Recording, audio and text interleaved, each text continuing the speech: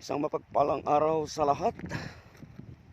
So ngayon ay January 1, 2023. It's about 3 PM. Kasi dito nga tayo na nanghalian sa ilog kanina.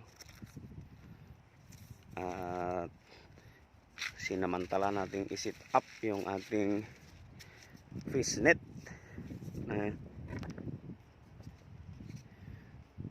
Siyempre, para kahit paano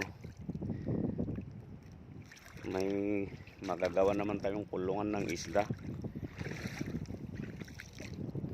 Gumawa na tayo kanina ng move para makargahan bago kulungin.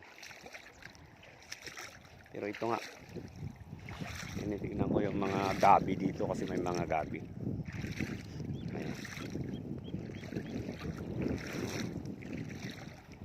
Isa naman yung wala tayong magagawang makabuluhang bagay ngayong taon. Kasi siyempre bukas bakbakan na naman sa trabaho. Isa naman yung mag-shot, dito na lang tayo sa ilog. Para kahit paano. Ito yung ginamit na net kanina, ano bang tawag doon? Para mapwersa yung mga pinangharang natin. Ayan pa yung isa.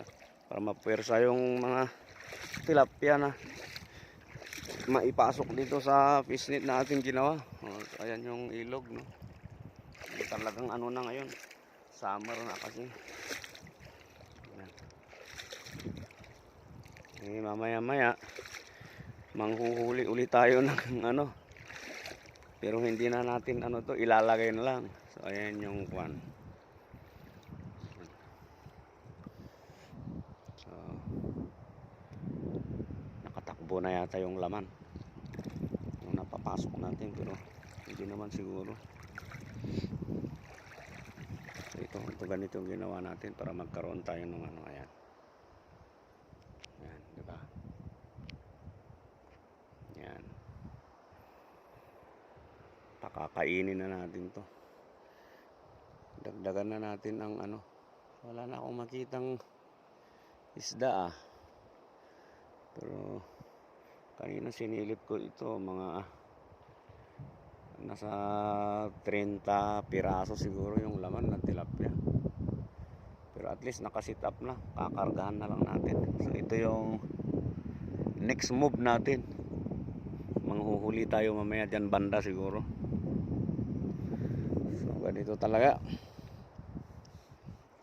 Mahirap yung buhay sa probinsya na masarap. At least dito hindi natin binabantay yung tagiliran natin at likuran natin, unlike dyan sa Kamaynilaan. Okay, so halina kayo, masarap maligo. Tahimik yung So muli, isang mapagpalang araw.